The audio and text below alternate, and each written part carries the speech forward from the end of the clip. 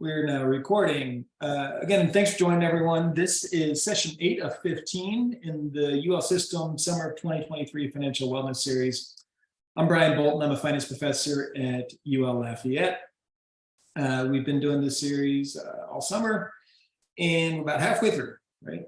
So I guess 8 of 15, we're right at the halfway point. And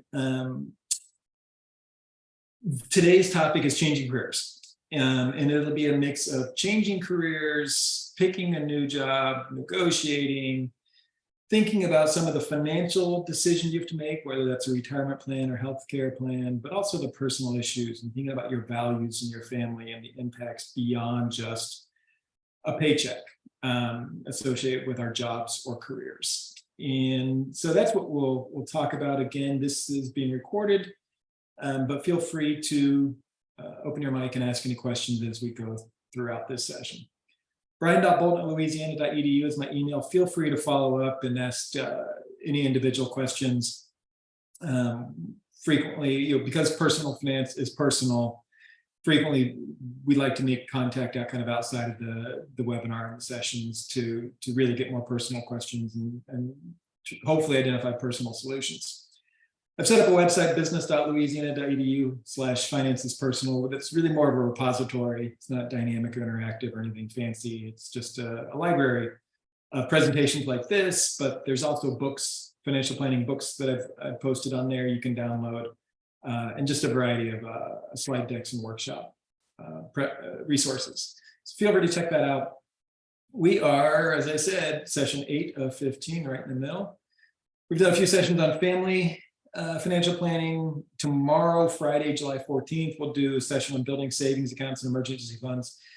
Today is changing careers, and these two topics are maybe two of my favorite because they're maybe two of the more generic topics. Personal finance is personal, but these are two sessions, changing careers and building savings accounts, that pretty much everyone can probably benefit from in one way or another. And so I'm enjoying it. Again, feel free to tune in Friday, July 14th at noon for the building savings, or we'll have these recorded. And then we'll going to keep going with the series and finish up in 4 weeks, talking about navigating impacts of inflation in turbulent economic times. When we put this series together, inflation was about 6 or 7%. And as of today, July 13th, it's about 3%, which is pretty incredible, coming down from over 9% a year ago. And so one of the topics we'll talk about in that session is, one, the good news that inflation is down from 9 to 3%. But the bad news is 3% is still kind of high. And when we go grocery shopping, it maybe doesn't feel necessarily like there's been a big improvement. So I've got 4 weeks to prepare for that one, or 3 weeks, I guess. And so we'll see if the macroeconomic environment changes much over those 3 weeks. But that'll be a fun one to conclude with. When we talk about jobs, when we talk about personal finance, I always present this model. We're trying to achieve happiness. We're trying to achieve fulfillment, purpose, something. That's going to be a combination of short-term goals, long-term goals. So short-term might be saving, building an emergency fund, or it might be a degree, and then long-term might be family or business or retirement goals. We combine family needs, financial needs, education needs, social needs, whatever else we have, and try to get this Venn diagram to overlap and find the dimensions where we ultimately get to happiness. And as I said, personal finance is personal. We all have a different look on this, different definition of happiness, different goals. And so you want to create a financial plan and address financial issues that matter to you, not necessarily matter to other people, obviously. But as I said a few minutes ago, when we're talking changing careers, many of the ideals in here, I can introduce some generic ideals that apply to most people. Obviously, your career, your job situation is going to be different than mine or others, but maybe some ideas about marketing yourself or negotiating kind of apply to most people, most situations. But you have to build this model. You have to figure out how to get to happiness through your different goals and different needs. We start with our values, dreams, and goals. We all have different values, dreams, and goals. We analyze our current situation. Where are we? What are we doing? our values, dreams, and goals are where we want to get to. Our current situation is where we are. How do we get from A to B? From a financial perspective, we build a financial plan. Starts with investing, budgeting, debt management, paying taxes, not overpaying taxes, but also bringing in retirement issues, insurance, education, and then the longer term issues of family, business planning, philanthropy, estate planning, whatever else.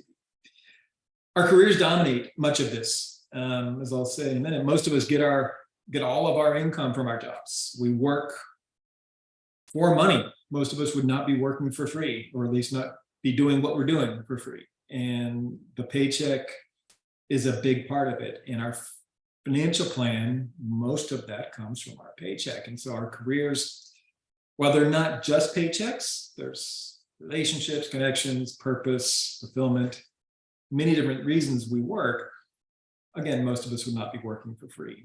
And because our jobs are the primary source of our finances and our financial resources and financial resource options, we want to choose jobs for the right reasons. Again, whatever those reasons may be.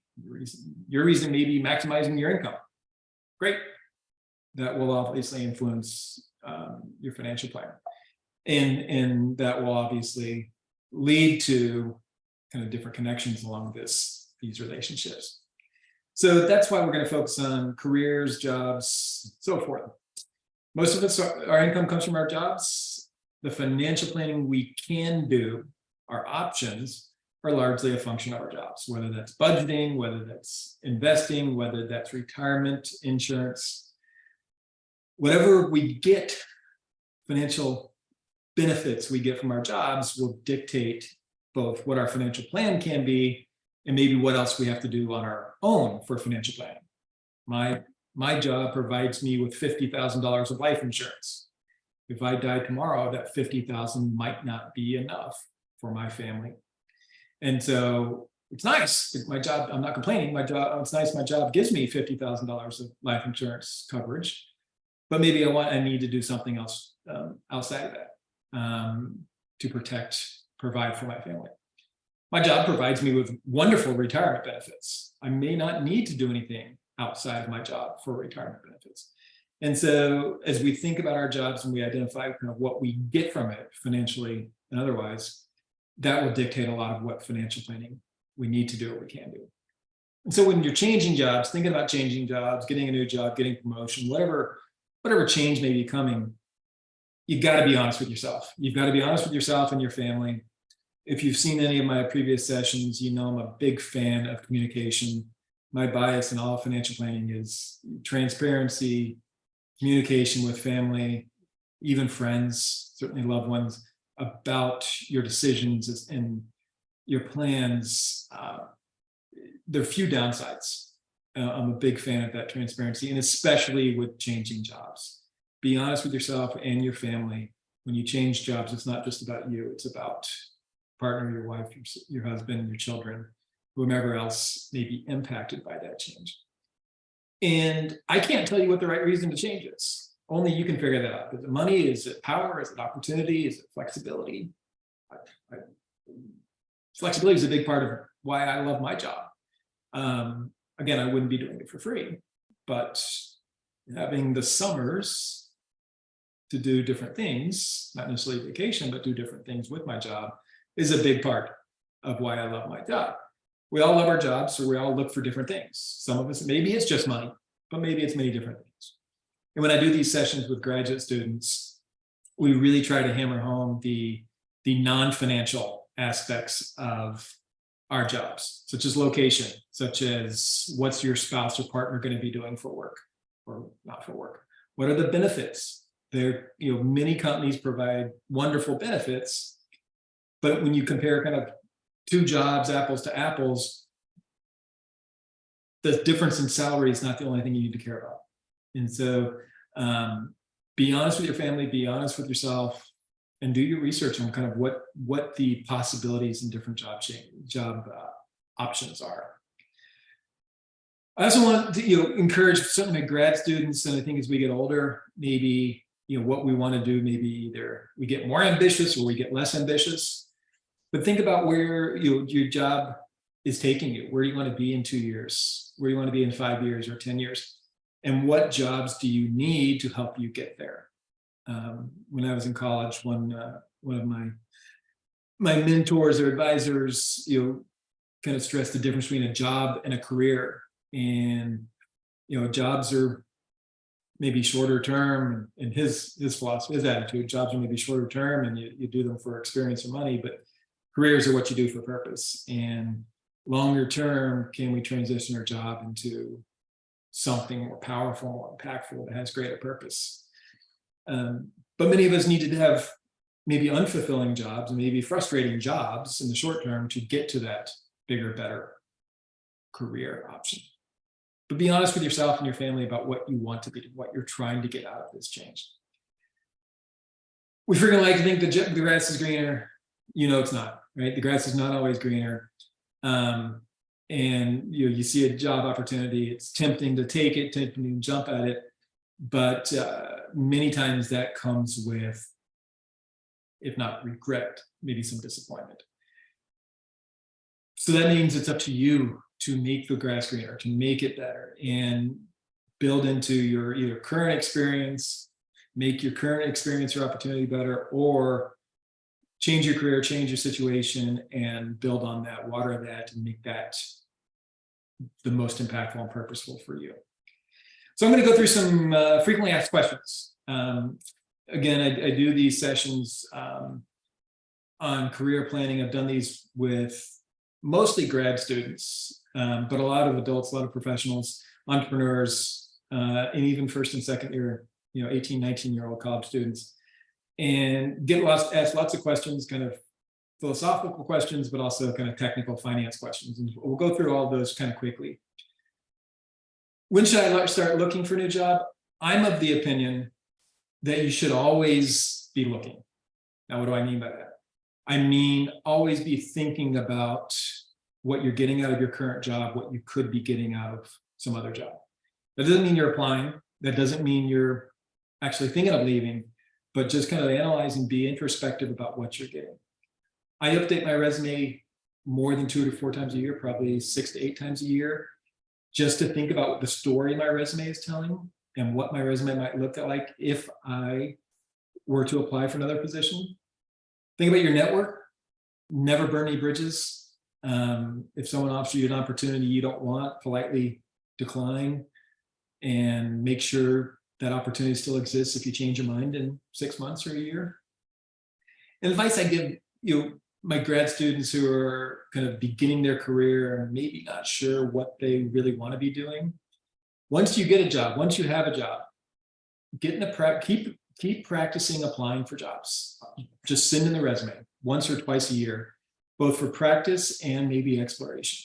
There's close to zero harm in applying for other jobs and new jobs. And if you go 10 years without applying, you're going to get out of practice. You're going to forget your storytelling, you're going to forget your interview skills. You're going to forget your cover letter writing skills. But if you apply for jobs regularly, even if you love your current job and you have no intention of leaving, still practice. The downside, the potential risk, is that your current boss finds out and is not happy. And so you have to kind of gauge that, and if you are going to apply periodically. But again, just having that practice. Full disclosure, I've been at UL Lafayette for 4 years. I have not applied for another job. I have looked, I've considered, and that looking and that considering kind of always brings me back to, I'm really happy with what I'm doing. But by mentally being active in the job market, I'm able to conclude that avoid impulsive decisions. I hope, at least so far. But always be looking. What should you apply for? All of them, at least all that interest you. If you see something that maybe fits 50% of your interest, apply. Do not reject yourself or filter yourself out of the search just yet. If you think you're interested but not sure you're qualified, still apply. Let the company decide. Many job announcements, most job announcements are aspirational. They'll list some required qualifications, some preferred qualifications. Even the required stuff is not required. In reality, if you meet half of those required qualifications, you might be a great candidate. Many times the job announcements are created by committee. You'll have 10 people each throw in 1 or 2 requirements they want. And so it's not necessarily a checklist, it's just a wish list. Never, ever rule yourself or decide you're not qualified for a job. Now, I'm a finance professor. I probably wouldn't be a good pilot or surgeon, so I can rule myself out of that. But if a bank is hiring, and I'm thinking about being a manager at a bank, I'm a finance guy, maybe that's appropriate. Maybe I could, even though I've got no banking experience, maybe I'll let them decide whether or not what they're looking for. And so the more you apply, the more jobs you apply for, the more control you have. And if you kind of get into the process, your resume is going to be ignored, your applications are going to be ignored periodically. But if you just keep putting yourself out there, let the company decide if you're qualified or not. What should you look for? This is very personal. This is the personal part of personal finance. But you have to look for both the financial and non-financial rewards. Salary is the easiest thing to compare, the easiest thing to identify. But look at all the non-financial stuff, whether it's rewards or non-salary related rewards, location, culture, family, expectations. How long is your commute? What's the vacation policy? What's the personal time policy? What's the culture like? Think about all this. Think about who you are. Think about what your values are. Think about what you're looking for in a job. And I said I'll consider all benefits: healthcare, retirement, tuition forgiveness, whatever. Those are definitely financial rewards. I list them in non-financial, but those are big time financial. And it's easy to get caught up in salary. Don't do that. Look at all of the benefits, all of the rewards. Again, I gave the example. I've got great retirement plan at my job. I've got mediocre to lousy life insurance plan. I'm not complaining. It's just nice to know that. And if I want life insurance for my family, I know that I need to provide that on my own.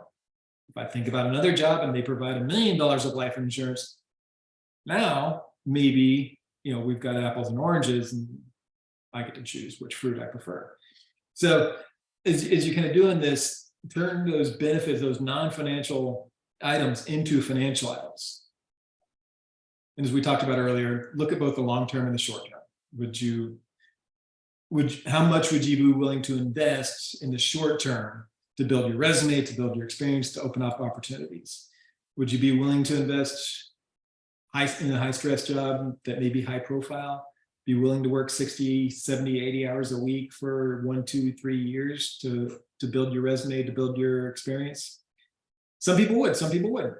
But as you think about kind of that long-term and short-term, what are you willing to invest in the short-term to benefit yourself in the long-term?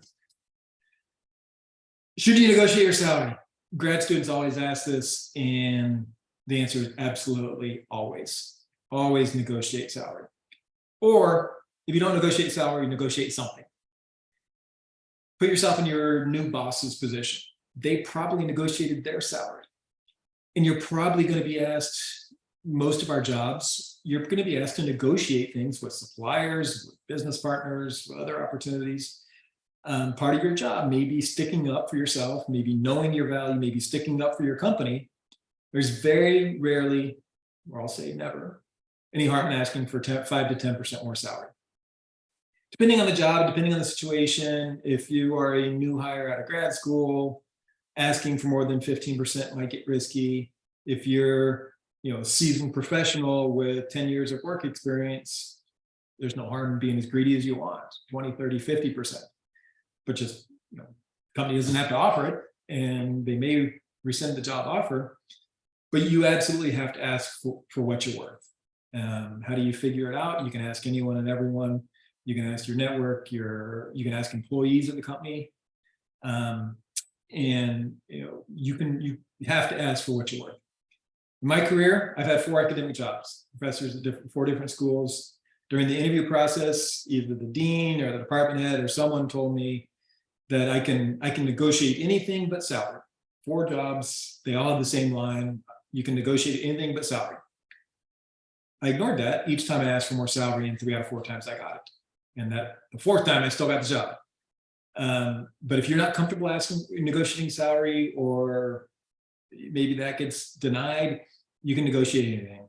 Time off, vacation, work from home, continuing ed, lab funding, course load, summer pay, travel money, whatever. You can negotiate anything.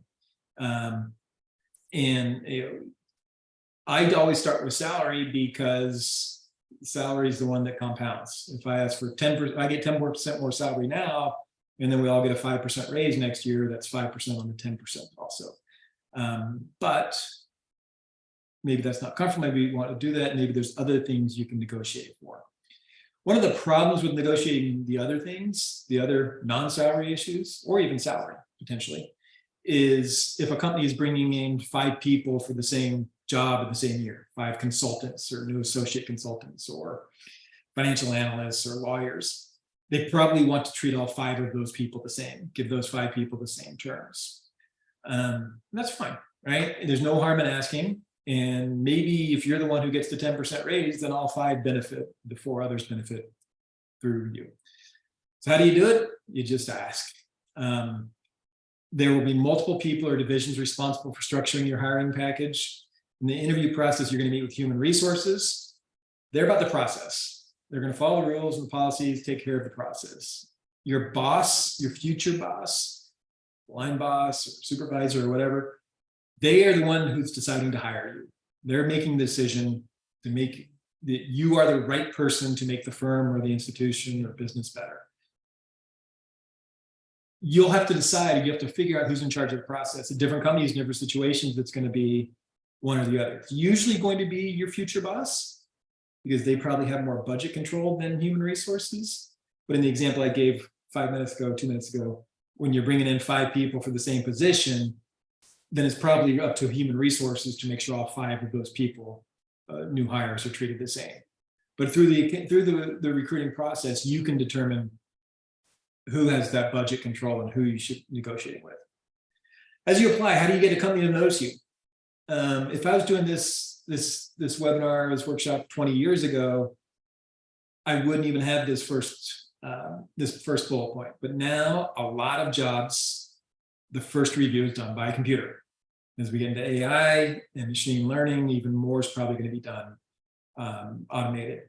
So what does that mean? It means make sure your application is complete. If you have an online form, make sure you answer everything. Make sure your application and any uploads, such as a resume, are easily searchable. If a computer's reviewing your resume, you're going to be hurt by creativity, creative style, and if you throw in stories or pictures or different ways to make your resume stand out, it may stand out in a bad way if a computer is doing the review. Keep your resume, keep your application professional, clean, searchable. If possible, always write a relevant cover letter. And the computer may not read it, the automated process may not care about your cover letter, but maybe there is a human, either in human resources or in the line position, that will see it, that will ultimately keep it. The cover letter may not be relevant for that first stage, that first review by the computer, but once it gets beyond that and it gets to an actual human looking at it, that cover letter can make all the difference. Give this advice to grad students who may be applying for 30, 40 jobs when they're on the market, 100 jobs, whatever the case may be. My standard cover letter might be, a page and a half with 8 paragraphs, and 5 of these paragraphs, the middle 5 would all be the same. I'd have one or 2 introductory paragraphs that I would change or tweak for that job, for that company, to make it a little bit specific, change a few words, certainly change the name of the company, and then a concluding paragraph, something like that. Just for my own protection, so because I can be lousy at copying and pasting, anytime I write a cover letter, I always start from scratch and then I copy and paste into it. I don't do save as. Just the last cover letter I made, because if I do that, I'm going to say I'm applying for a job at UL Lafayette, and there might be a sentence in there saying I really love New Orleans and look forward to coming to work there. All right, might be an immediate rejection if I don't know that University of Louisiana Lafayette is not in New Orleans, or if I copy and pasted from UNO or something. So do whatever process, but the relevant cover letter can make a huge difference, as can your network. I don't know if this matters more for students entering the job market or for seasoned professionals, but your network, probably more for seasoned professionals, can open up opportunities and give you the inside information on opportunities and give you information on all those kind of intangibles. Generally, processes are going to treat everyone the same, but kind of once you make that first cut, simple email from your contacts or an email to your contacts and to the recruiting committee can kind of get you in the definitely maybe pile, or to be on the lookout for this one. Use your contacts, write a relevant cover letter, have a clean, crisp, professional resume that can be searched by a computer and impactful once it gets to a human. Throughout the process, always be thinking of your ideal job, your ideal situation. Think about where you want to live, who you're with, your family situation, and where you're working towards. One project that I encourage certainly all grad students and maybe people transitioning or changing jobs or changing careers is, yes, identify your ideal job. Identify your ideal plan B too. For most of us, plan A doesn't work. For most of us, we don't get that idea, at least not initially. And so what is a plan B? What is a backup plan that works for you, that you're comfortable with, that you can be satisfied with? And so if your plan B doesn't happen, what happens to you? What becomes important to you? What criteria matter to you? What are your short-term possibilities? What are your requirements? And what is your ideal plan B? What is your ideal backup plan? We frequently have more control over a backup plan than we do over our ideal plan. And so having that backup plan and understanding what your requirements of a position are, of any position, and feeling some agency over controlling that backup plan can be a very healthy way to go through a job process, because you want that backup, because plan A won't happen for all of us. And as I said a second ago, with plan B, we think we have more control, and frequently we do. And so how do you make plan B happen? If you can think about both that ideal, that dream job, but also maybe that realistic plan B or backup plan, that can be really healthy and that give you more control over the changing career and job hunt process. So that's an exercise. I wanted to interrupt the frequently asked questions to just introduce this exercise that a lot of people don't do, this ideal plan B. But again, in the event that plan A doesn't happen, we don't want to be disappointed and we don't want to go back to scratch or give up. If we're committed to changing careers and looking and moving on or doing something different, building our careers, then that ideal plan B may be just the ticket to do that. All right. So now let's get to the nuts and bolts of starting a new job. First day on the job, you're going to be given a computer, you're going to be given an office, cubicle, desk, whatever.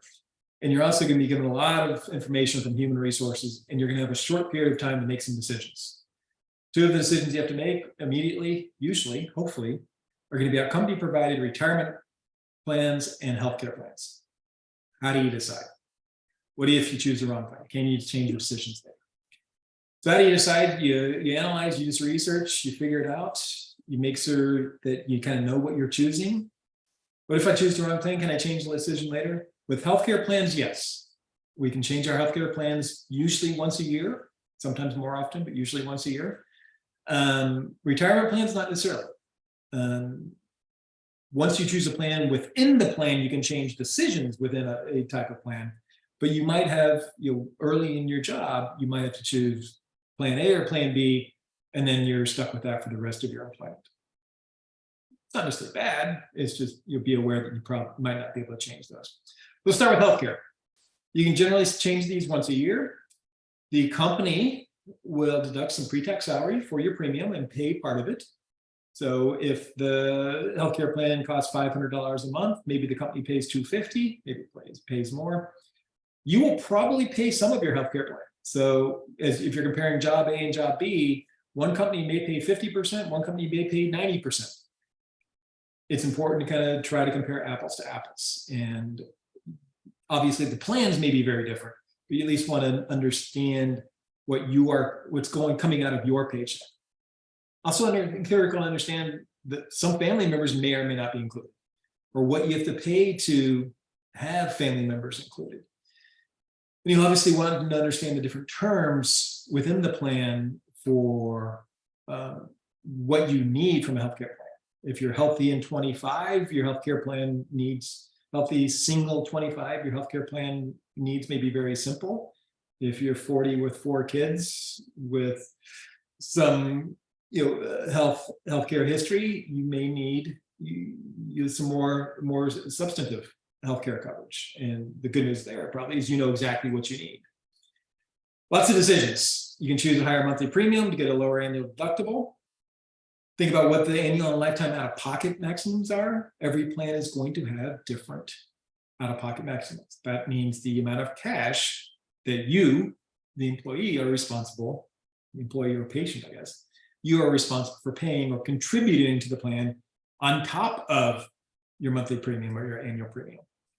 So, and different plans are going to have different amounts. Different plans might include a copayment amount for each time you visit. Some plans will include a copayment, some will not. And again, if you're a healthy 25-year-old with limited expectation or needs from a healthcare plan, maybe having a high copayment amount is okay because you're not going to the doctor a lot. If, for many other people who visit the doctors regularly or more often, maybe a copayment can really add up, and you want to be careful about what that may be.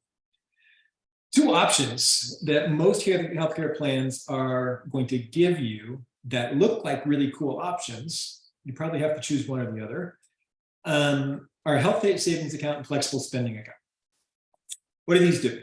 These allow you to contribute pre-tax money to the plan that can be used for healthcare expenses, whether that's copay, deductibles, or others.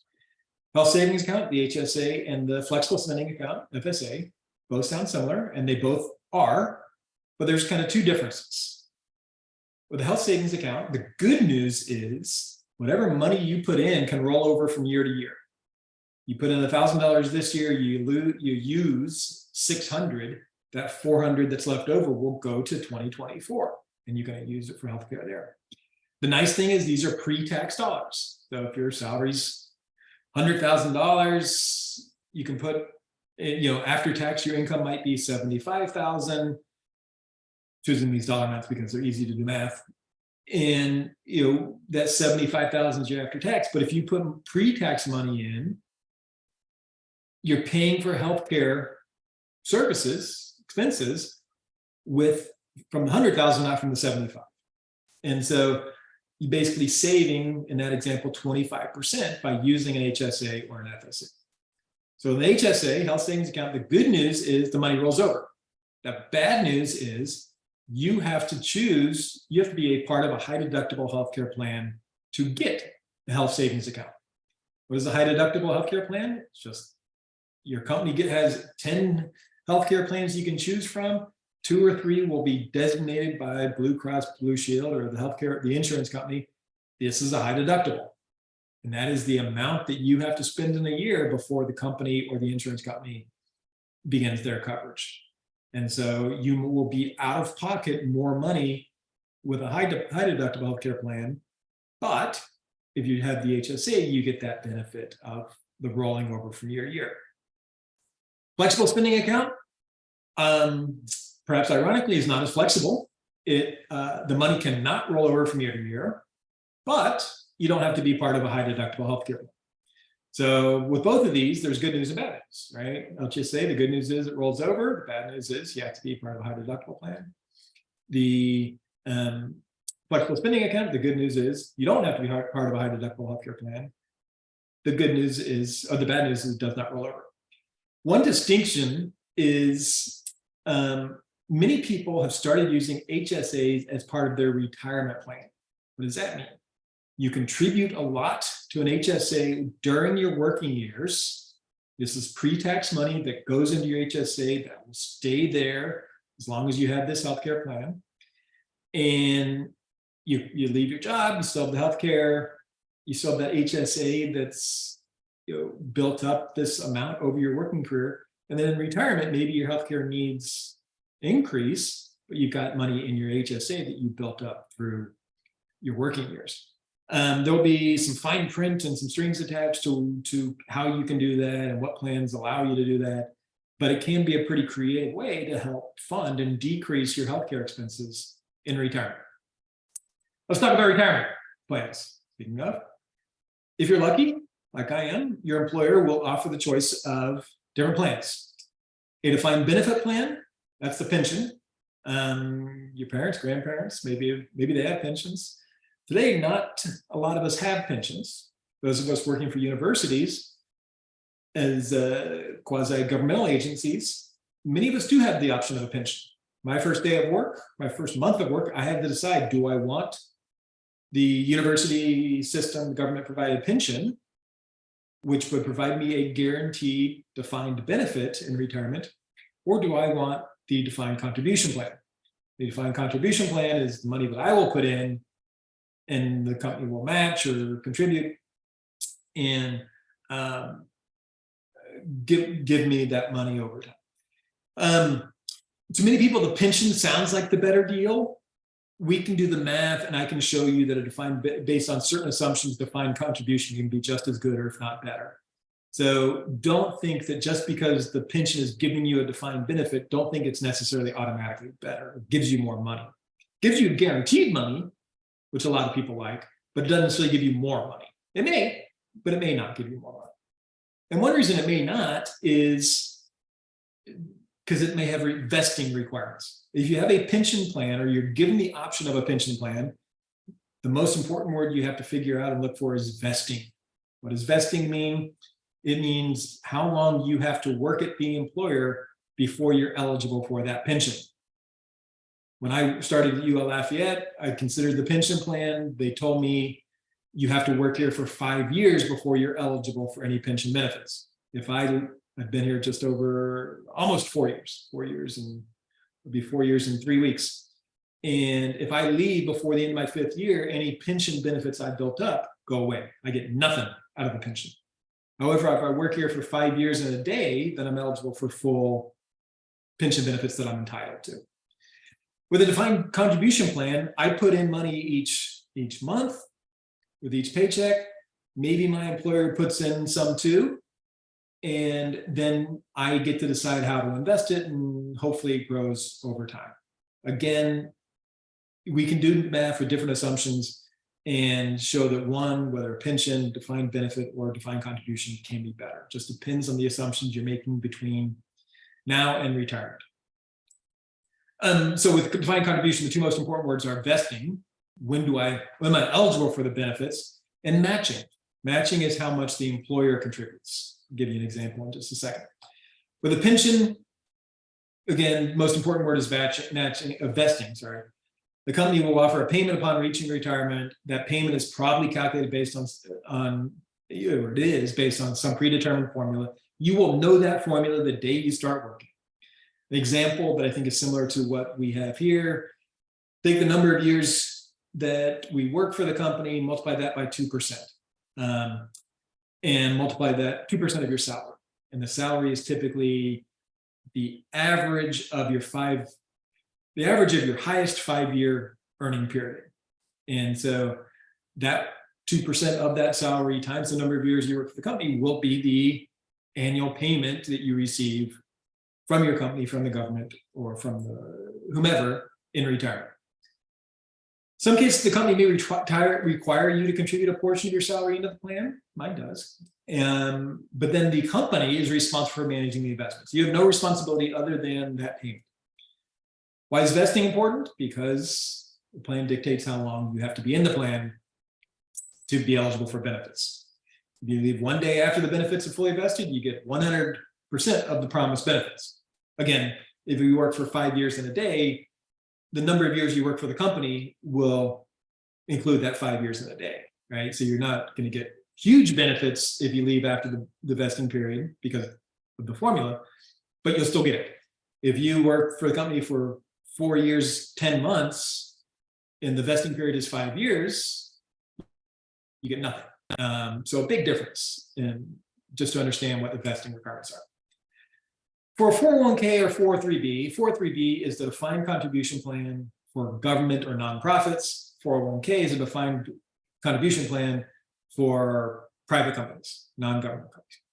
Vesting works the same. The company can choose to require a time period that you must work at the company before you're eligible for benefits. However, keep in mind, any contributions you put in, those are 100% vested. They always belong to you. The example I'll give, at Yale Lafayette, I'm required to put in 8% of my salary to get any matching, but I can put in 6%, 2% of my salary, and it's mine. It goes into the program, it goes into the plan. I get to control it. It's a defined contribution. It's there set aside for retirement. And so it's always mine. The company can then choose to match or contribute. Doesn't have to be a 1-for-1 match, whatever I contribute. So the example, maybe the Yale Lafayette, I contribute 8% of my salary. The university puts in 6%. So each month, each year, I get 14% of my salary going into my retirement plan. 8% of that's from me, 6% is from the university. The rules are that if I contribute 7%, not 8%, the university does nothing. The university is transparent about this. It's not trying to trick me. I know the rules.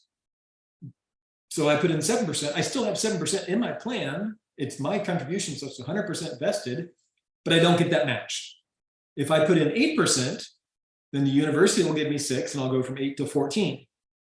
If I put in 10%, more than the 8, if I put in 10%, the university will still just give me 6.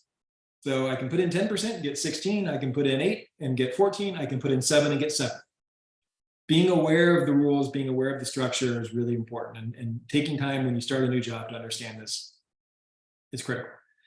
Once you have the money in the account, whether it's from you or the employer, then they will have a plan sponsor, an investment or brokerage company, that manages your account or hosts your account. Ultimately, it's up to you to manage it. It's up to you to direct your money into a menu of investment options. Typically, the plan sponsor, that investment company, will give you a list of 10, 15, 20 mutual funds, index funds that you can invest in. You're not going to be able to invest in individual stocks or cryptocurrency or real estate or NFTs, but you'll have a good menu, broad options of different mutual funds, index funds that you can invest in. And you can pick 4 funds and put 25% each or whatever, but it's up to you to direct the money. And a lot of people don't like that, right? The defined contribution is also defined that you have the responsibility, whereas with a pension, the company has the responsibility. Keep in mind that when I talk about pensions in the university system, the quasi-governmental agencies, we're very fortunate that we do have pensions. Most private employers do not do pensions anymore. But if you are fortunate enough to have the option of a pension, then it may give you a different kind of comfort. Couple more questions. Especially a couple more frequently asked questions. Especially when I'm working with grad students, and they may be 25 years old or even 18-year-old, first year, second year undergrads. The idea of retirement is really weird. And thinking about putting money into a retirement account is really weird. The rules of the retirement accounts are you can't really touch or withdraw the money until you're 59 and a half years old. Maybe even other rules that take it longer. But the IRS limit is 59 and a half. You can't take the money until you turn 59 and a half. Why would I want to invest for retirement when I'm 22? The reason is matching, that free money from the company, and tax deferral or even tax avoidance. Tax avoidance is good. Tax evasion is bad.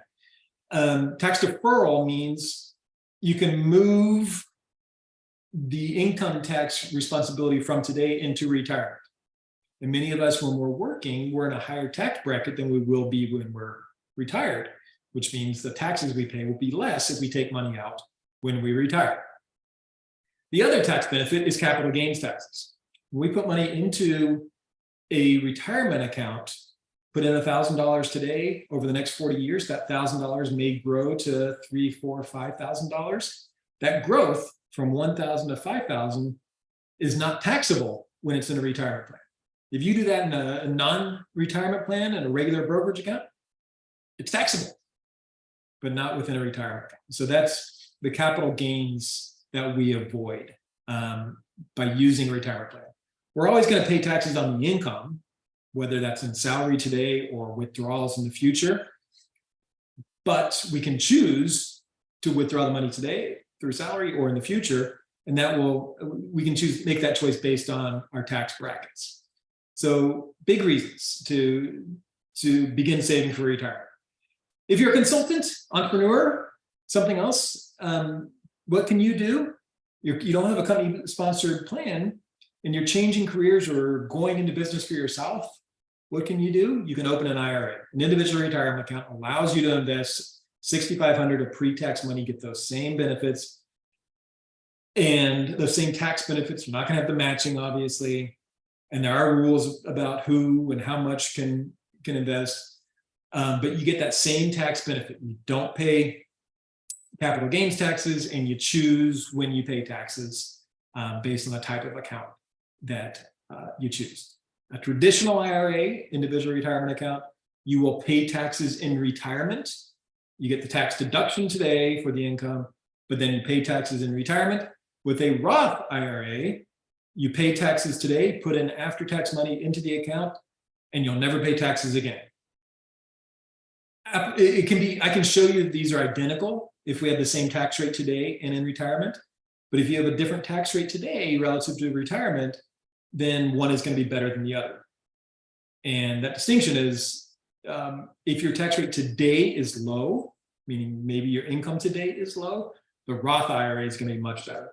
If you're a student, grad student, undergrad, thinking about beginning saving for retirement, your income today is probably a lot less than it will be, meaning your tax rate is probably a lot less today than it will be in the future.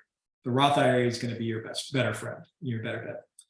If possible, set up one of each. So you can do $6,500 total, so $3,000 and $3,500 in each or something. That gives you more flexibility.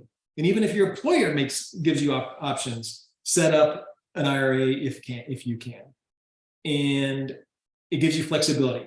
If your income grows, and as it grows to substantial levels over 6 figures, you may make too much to get an IRA or a Roth, but having different accounts at different times allows you to choose how you withdraw the money in retirement. We'll skip the examples, try to get through the last few slides in a couple minutes. This is the last one. How do we avoid getting a lowball offer? This is for my grad students or for anyone who doesn't feel like you have leverage. How do you get the job offer that you need or you want? The financial planning answer is know your budget and know what your short and medium term goals are. Are you willing to take a low paid job internship to get a great experience? But make sure you're getting paid what you need, even if you're not getting paid what you think you're worth. So go through your budget, figure out what you need, your financial goals, do that math, include goals, family, partner situations, debt repayment, insurance. And finally, living like an adult, dining out, maybe saving for a mortgage, saving for a new car, repaying, student loan debt, building up insurance. Start with your financial plan, start with your budget and build from there. The career planning, talk to people, talk to other graduates, talk to faculty, talk to professionals, talk to people who work at the same company. Do your research and put your EQ to work. Try to determine how much leverage you have. If you already have a job, you've got a ton of leverage. If you're a grad student or unemployed, you may have less leverage. But then turn on that EQ and try to get a sense of how much they want you. General rule of thumb: the higher the salary for the job, the more they want you. The more they invest in recruiting you, the more they want you. The longer the process, the more they want you. Think about what they have to do if you turn them down or if you negotiate a higher price. And so will they start over? Or is it really easy for them to pick a second best candidate? So use your EQ, try to figure out your value, try to figure out your leverage, try to figure out your options. Well, personal perspective, I've had 4 academic jobs. I've had 2 other industry jobs. 6 times I've asked for more salary, 5 times I've gotten it. Both times in industry and 3 out of 4 in academia. Most employers will respect that you asked, even if they can't meet it. Suggests you know your value. It suggests you're willing to ask for your value. And if you know it and you're willing to ask, they're going to be impressed. They've I guarantee you most of the people who they're hiring you have asked for more salary at some point in their life. They've gotten it sometimes, probably. They're going to be impressed that you asked. And most of the people hiring you don't necessarily control this. So they'll give you what they can, probably, but they won't. If they can't, they won't. But they also certainly won't be offended that you asked. You have to decide if you work to live or if you live to work. It's not up to me to decide. But as you're thinking of this connection between where you are today, what your values, dreams, and goals are for the future, and how your job or how your career helps you get that, you have to figure out what your approach is, what your attitude is. Most of us spend 1/3 of our adult lives working, sometimes more, sometimes less. Work can give us more than just money. It gives us money to pursue our dreams and goals, to meet our living needs, but it also gives us much more. And you want to make sure your work aligns with your values, gives you peace of mind, gives your family comfort and opportunity, empowers you or comforts you, or whatever you're looking for. Do your research, know your worth, be intentional, be thoughtful about your decisions, and make sure you get what you need out of your job. I like to end with some quotes. Goal without a plan is just a dream. So plan kind of for what you're looking for out of your jobs, and then build that plan and set it to work. Life's going to change. You're going to change jobs, and that's okay. We set our goals, we analyze reality, we create a plan, we execute, we adjust, because things are going to change. That's it for changing careers. Hopefully there's been something in here that's useful. Sorry we went long. Be back here tomorrow, July 14th, Bastille Day, and University of Louisiana Lafayette's anniversary birthday party. We'll be talking about building savings accounts. It'll be a shorter session, but not necessarily short. And then we'll continue next week with veterans and thinking about retirement as we work through our summer session. I'm Brian Bolton, Brian.Bolton, Louisiana. Feel free to reach out to me and ask me any questions, or we can set to work on building your plan, both career and financial. I'm going to stop sharing. I'm going to stop recording.